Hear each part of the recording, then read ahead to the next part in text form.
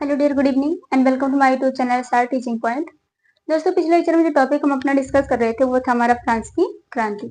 उसमें आप देखेंगे हमने जो भी उसके कारण थे, जो उसके रिस्पॉन्सिबल थे कारण, वो सब हमने उसमें डिस्कस किया हुआ था और लास्ट में हमारा था तात्कालिक कारण। उसी के थ्रू हमने देखा था कि किस तरह से जो टेनिस कोर्ट है वहां पर निम्न वर्ग के सहयोग से क्रांति घटित हो जाती है।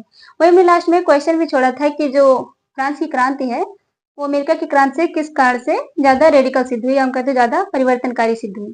तो उसमें आप देखेंगे जो इसका आंसर होगा वो है निम्न वर्ग का शामिल होना या निम्न वर्ग का सहयोग।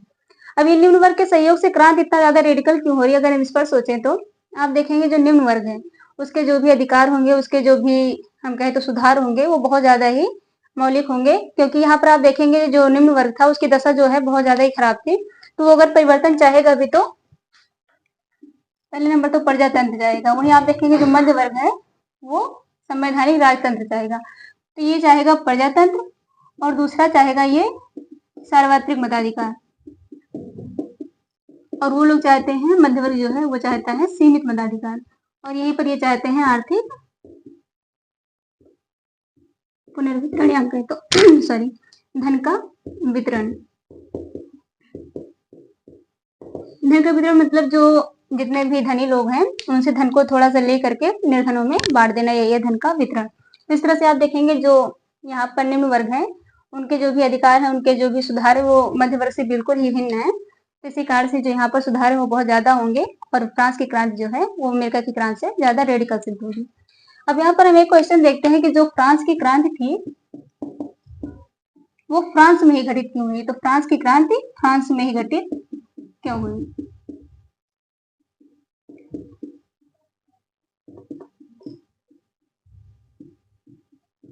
अब यहाँ पर हम बात करें जो क्रांति हो रही है, फ्रांस को भी नाम देख करके सबसे पहले ये देखें जो क्रांति हो रही है उसके लिए दो फैक्टर जो है यहाँ पर ज्यादा जरूरी हैं। अगर वो कहीं भी अप्लाई होते हैं तो वहां पर क्रांति हो जाएगी। वो पहला फैक्टर है हमारा एक सशक्त मध्य वर्ग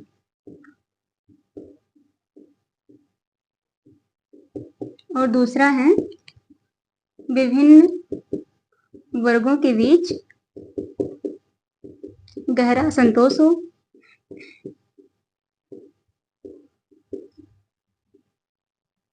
और वो संगठन बनाना चाहते हैं। अगर ये दोनों फैक्टर जो है वो कहीं भी लागू होते हैं तो क्रांति वहां हो जाती है। अब आप देखेंगे जो पोलैंड और नीदरलैंड है वहां पर पहले नंबर सशक्त मध्य वर्ग नहीं है। पोलैंड और नीदरलैंड में सशक्त मध्य वर्ग नहीं है।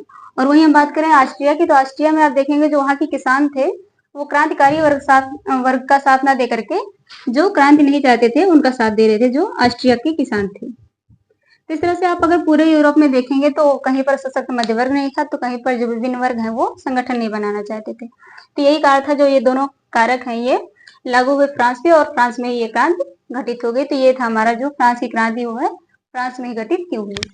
अब यहाँ पर हम बात करें जो टेनिस कोर्ट में एकत्रित हुए थे, जो थर्ड स्टेट था, इसमें आप देखेंगे कोई एक एकास्म वर्ग नहीं था। एकास्म का मतलब है यहाँ पर चूंकि ये जो मध्य वर्ग और निम्न वर्ग हैं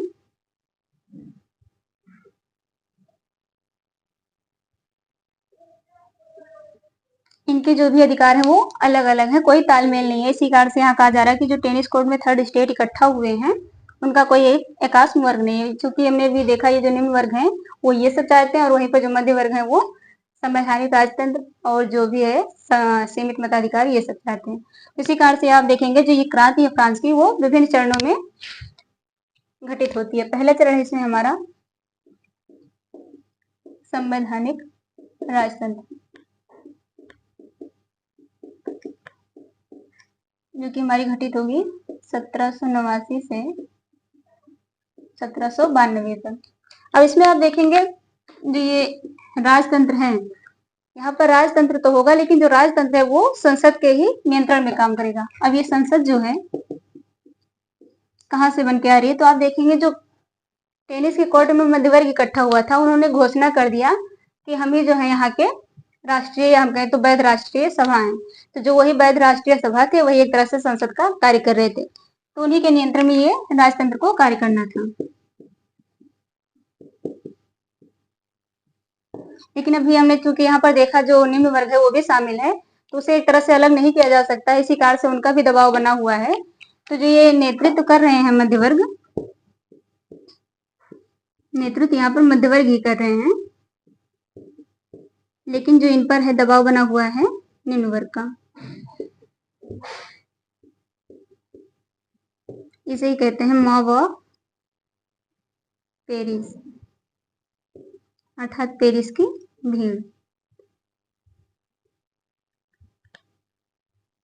मतलब यहाँ पर जो भी है ये संसद जो बनी हुई है, बेशक ये मध्य वर्ग की है और यहाँ पर जो राजतंत्र है वो इनके नियंत्रण में है, और यहाँ पर जो नेतृत्व है वो मध्य वर्ग कर रहा है, लेकिन एक तरह से इन पर जो नियंत्रण बना हुआ है वो निम्न वर्ग का नियंत्रण बना हुआ है। तो यहाँ देखेंगे जिस तरह से प्रथम चरण है, इसमें कुछ घटनाएं घटित होती हैं, जिसमें है हमारा पहला वास्तिल का पतन।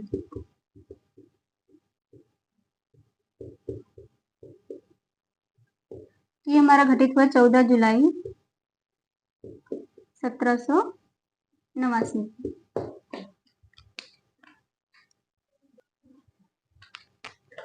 पहली घटना है वास्तिल का पतन।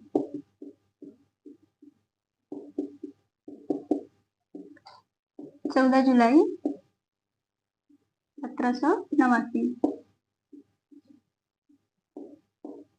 इसमें आप देखेंगे वास्तिल एक जगह थी जहां पर एक जेल खाना था। इसमें कुछ सैनिक थे, ज्यादा नहीं थे, बस कुछ ही सैनिक थे, और लेकिन यहाँ पर जो एक हथियार रखने की जो भी थी, यहाँ हथियार रखा जाता था इस जेल खाने में जो भी है, और कैदी यहाँ पर बहुत ही कम थे। तो आप देखेंगे जो ये मॉब ऑफ पेरिस थी, जो भी हमने कहा कि जो पेरिस की भीड़ थी, इन लोगों ने पहले यहाँ के जो कैदी थे उनको रिहा कराया, उसके बाद में जो भी हथियार थे यहाँ से वो सब लूट लिया। अब इससे क्या साबित होता है कि जो यहाँ की फ्रांस की जो सरकार थी, पहले नंबर तो उसका पतन हो जाता है, क्योंकि अब उसके नियंत्रण में कुछ नहीं रह गया। एक तरह से जो मॉब ऑफ पेरिस थे उन्होंने उसे चैलेंज कर दिया है, तो यहाँ पर फ्रांस की जो सरकार थी उसका पतन हो जाता है।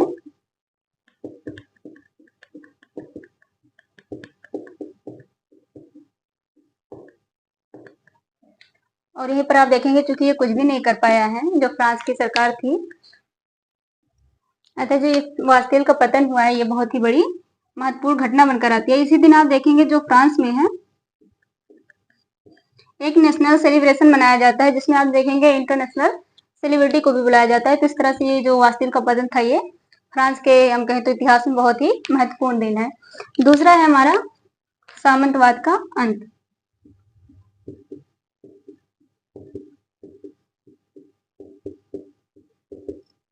जो कि है 4 अगस्त 1789।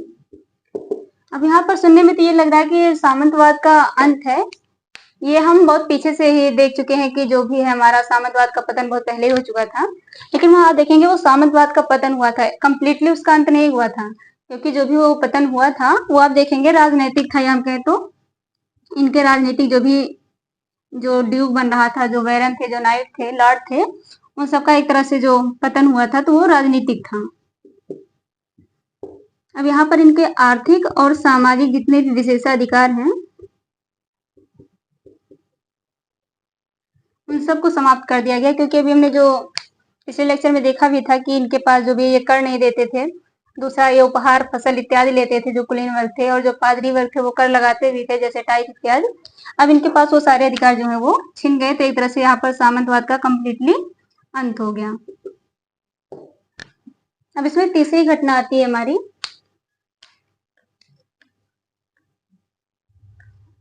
पुरुष एवं नागरिक अधिकारों की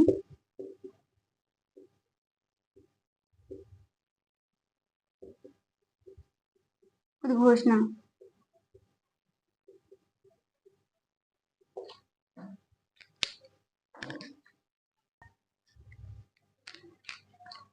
अब यहाँ आप देखेंगे जो पुरुष एवं नागरिक अधिकारों की उद्घोषणा हुई है 26 अगस्त 1789 में। इसकी जो एक विशेषता थी, पहले नंबर तो ये रूसों की सामान्य इच्छा पर आधारित था, जिसकी चर्चा हमने पीछे भी की है, रूसों की सामान्य इच्छा क्या थी।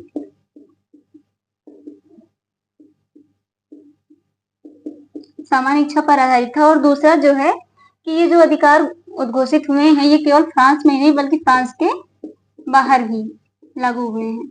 इस कारण से जो इसकी विशेषता है वो थोड़ा बढ़ जाती है। लेकिन आप देखेंगे इसकी सीमा क्या है, ये नाम से ही क्लियर हो रहा है। इसकी जो सीमा थी पहले नंबर तो ये केवल पुरुषों पर लागू हो रहा था। यहाँ पर आप देखेंगे महिलाओं को इससे वंचित रखा गया था। तो ये थी इसकी जो सीमा थी। वहीं आप देखेंगे दूसरा जिसमें और अधिकार लिए गए हैं वो था मध्य वर्ग के सारे हित में जाएंगी ये।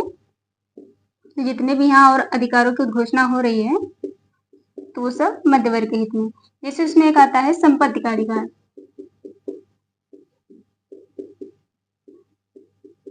इसमें आप देखेंगे जो भी हमने पीछे डिस्कस किया सामंतवाद का अंत, सामंतवाद के अंत में इन्होंने जो भी उनके अधिकार थे, जो भी विशेषाधिकार थे वो सब तो समाप्त किए, वो सब छीन लिए, लेकिन उनमें एक अधिकार छोड़ दिया, वो था संपत्ति का अधिकार। रीजन क्या था इसका? संपत्ति का अधिकार जो था उसे समाप्त नहीं किया। इसका रीजन था क्योंकि जो मध्य वर्ग है संपत्ति से उन्हें भी बहुत मोह है, हम कहें तो प्रेम है, इसी कारण से वो संपत्ति नष्ट नहीं करना चाहते हैं। इसके पीछे जो एक बहुत ही फेमस कहावत है कि जिसका खुद का घर शीशे का होता है वो दूसरे के घर पर पत्थर नहीं फेंकता है। तो यही रीजन था कि जो मध्य वर्ग है उन्होंने संपत्ति के अधिकार को नष्ट नहीं किया। यहाँ देखेंगे जो भी यहाँ पर अधिकार मिल रहे हैं वो सब मिल रहे हैं मध्य वर्ग के हित में। जैसे संपत्ति का अधिकार हो गया, और वहीं पर आप देखेंगे ये विधि का शासन भी चाहते हैं, तो ये सारे मिल गए मध्य वर्ग के हित में। वहीं आप देखेंगे जो निम्न वर्ग चाहता था वो चाहता था काम का अधिकार। काम के घंटों का अधिकार, अर्थात कि कितने घंटे काम करने, क्योंकि बहुत ज्यादा उन पर जब प्रेशर पड़ता था तो इसी कारण से वो काम का अधिकार चाहते थे, भोजन का अधिकार चाहते थे। लेकिन आप देखेंगे यहाँ पर ऐसी कोई चर्चा नहीं की गई थी। तो ये जितने भी अधिकार थे वो सब मध्य वर्ग के हित में थे। अब जो चौथा आता है हमारा, तो इसमें एक संविधान जो बनता है उसकी चर्चा की गई थी हमारे इसमें जो चौथी घटना होती है प्रथम चरण की। तो इसमें जो चौथा है हमारा, तो जो राष्ट्रीय सभा थी, जो यहाँ पर टेनिस कोर्ट में जो भी मध्य वर्ग था उसने जो चूंकि खुद को राष्ट्रीय सभा घोषित किया हुआ है तो वो संविधान बनाने का भी काम कर रही थी। इस तरह से आप देखेंगे 1791 में एक संविधान बनकर तैयार होता है। अब इसमें जो भी थी इसकी अवधारणा थी पहली शक्ति पृथक्करण की अवधारणा,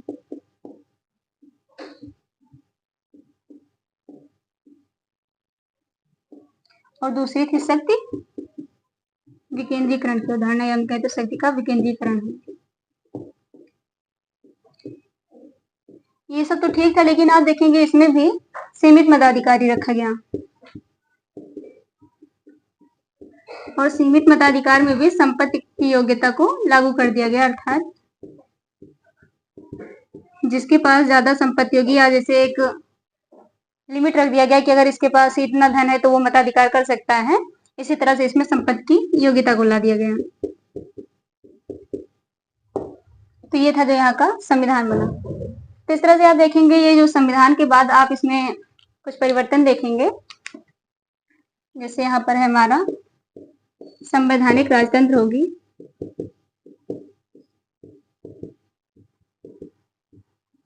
अर्थात यहाँ पर राजा होगा, लेकिन राजा जो है उसके पास अब कोई शक्ति नहीं है, वो निर्वाचित विधानमंडल के ही आधार पर कार्य करेगा।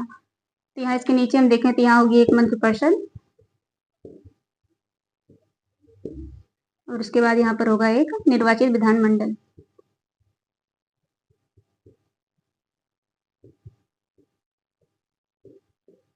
जो कि एक सदनीय है।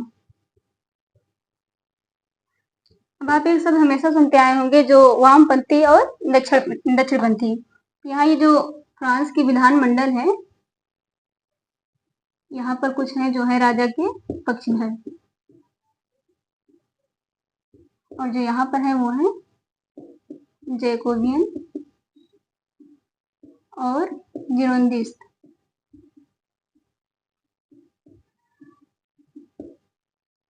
जो जैकोबियन और जिरोंदिस्ट है ये पहले नंबर तो पॉलिटिकल पार्टी है जो कि बहुत ज्यादा ही रेडिकल है। तो अब जैसे यहाँ पर कोई स्पीकर बैठा हुआ है तो जो उसके बाएं साइड में बैठे हैं उन्हें कहा गया वामपंथी, और जो उसके दाएं साइड में बैठे थे उन्हें कहा गया दक्षिणपंथी। तो जो राजा के पक्षधर हैं ये हैं दक्षिणपंथी, और जो ये जैकोबियन और जिरोंदिस्ट हैं ये हैं वामपंथी। अब इसमें जो वामपंथी है वो बहुत ज्यादा ही परिवर्तनवादी है। यहाँ के जो कि रेडिकल है, यहाँ आप देखेंगे ये बहुत ज्यादा ही परिवर्तन चाहते हैं। और वहीं पर जो दक्षिणवादी हैं ये चाहते हैं जो परंपरावादी चल रही है वही आगे कंटिन्यू रहे। अब ये यहाँ पर चाहते हैं कि जो प्रजातंत्र है, प्रजातंत्र यहाँ पर चूंकि राजतंत्र है तो ये चाहते हैं राजतंत्र हट ही जाए और यहाँ पर गणतंत्र आ जाए। और जबकि ये चाहते हैं कि जो भी पुरानी व्यवस्था है वो वही बहाल रहे, तो इस कारण से ये पुरानी व्यवस्था पर ही जोर देते हैं। अब यहाँ आप देखेंगे जो जैकोबियन और जिरोंदिस्ट हैं, इसमें भी जो जैकोबियन है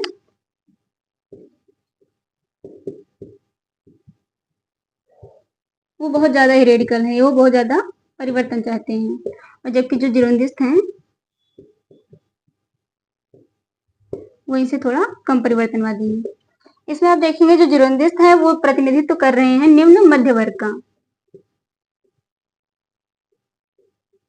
जबकि जो जैकोबियन है वो निम्न वर्ग का प्रतिनिधित्व कर रहे हैं। क्योंकि हमने पहले भी देखा है कि निम्न वर्ग के जो भी सुधार होते हैं वो बहुत ज्यादा होते हैं, इसी कारण से आप देखेंगे बहुत ज्यादा ही रेडिकल थे जो जैकोबियन थे। अब ये हो गया जो हमारा पहला चरण था वो कंप्लीट हो गया, जिसमें हमने पहले देखा वास्तिल का पतन, फिर था हमारा किस तरह से सामंतवाद का अंत हो जाता है, तीसरा था पुरुष और नागरिक अधिकार की उद्घोषणा, और लास्ट हमारा जो यहाँ पर संविधान बनता है। इस तरह से आप देखेंगे यहीं से हमारा आता है वामपंथी और दक्षिणपंथी। जो दक्षिणपंथी है वो परिवर्तन विरोधी है और जो वामपंथी है वो परिवर्तनवादी है। ये हो गया जो ओवरऑल हमारा प्रथम चरण था। इसके बाद आता है फ्रांस की क्रांति का द्वितीय चरण, लेकिन उसको हम देखेंगे नेक्स्ट लेक्चर में। तब तक के लिए